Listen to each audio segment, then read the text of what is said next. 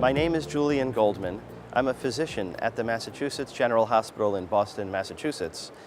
I'm not only a physician in the Department of Anesthesia, but I'm also the medical director of biomedical engineering for the Partners Healthcare System. And I lead a program on medical device interoperability based there. Our work on medical device interoperability began in 2004. And back then, we didn't have the words Internet of Things. Although it had already been a concept that was created by then at MIT, it still wasn't talked about very much. Neither was interoperability. I don't think the word interoperability was even in the spell checkers back in 2004. So we called our work medical device plug and play. But really our work has been about creating a medical Internet of Things. And we perform research. Ours is a research program based at Mass General Hospital and Partners Healthcare. And we ask research questions such as, if we connect medical devices together to improve the safety of healthcare and improve the quality of healthcare and reduce the cost of healthcare, what are the risks or concerns that will be created through the connectivity of medical devices, and what are the opportunities that will be presented to build smarter and safer systems?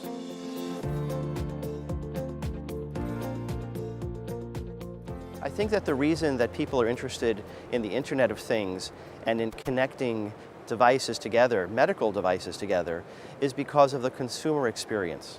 When we started our program in 2004, there was no iPhone. There was no Android. People were not used to apps. We didn't have app stores, for example.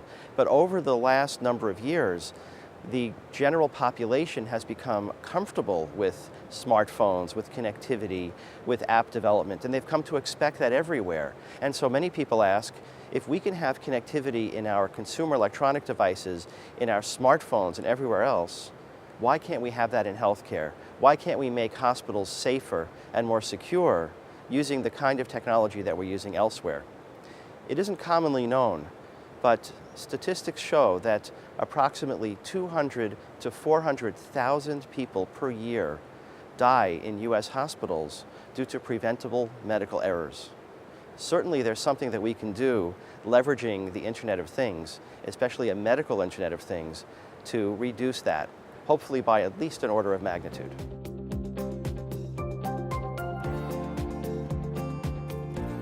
Well, I think we're still learning and seeing how the medical Internet of Things will come together. But there are certainly challenges. In some areas, like in consumer electronics, consumers are not uncomfortable experimenting with new technology. But when it comes to safety critical environments, like healthcare, or like the industrial internet environments, safety is paramount. No patients want to be the guinea pigs when it comes to new technology. They want something reliable and something dependable. So when introducing new technology and new ideas, we have to think carefully and we have to be proactive in ensuring that we have safety as the #1 priority.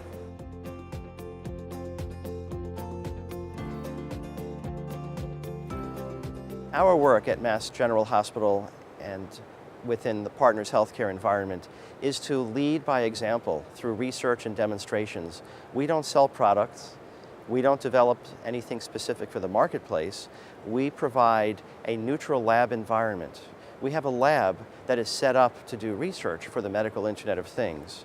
We have approximately $1 million of medical device infrastructure and networking equipment, and many companies, federal agencies, research groups from around the world come to our lab as an environment to learn, to share knowledge, and to experiment together. And that way we could provide information and guidance for the global community.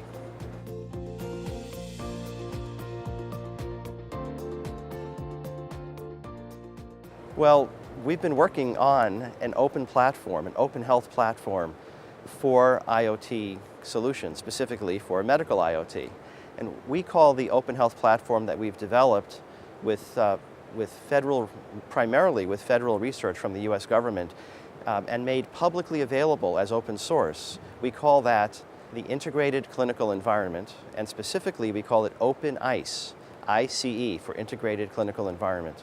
So anyone who's watching this, anyone who's learning about this, can go to a website, openice.info, and they can learn about our work, and they can download all the software for free.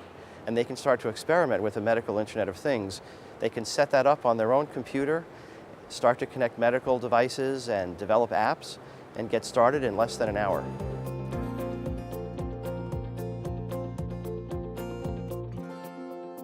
Well, our work in our program and with a large number of collaborators around the world has taken a long time to reach a level of maturity where the work is usable.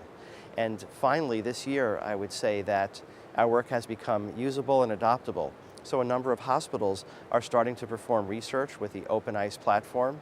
Manufacturers are starting to use it to learn more about how to connect medical devices and other technologies safely. And we're going to see a lot more over the coming years.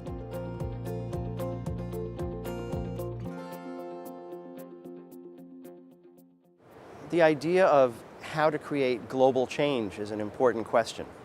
And it's easy as technology first develops and before it's mature for separate companies to think that they alone can provide a global solution.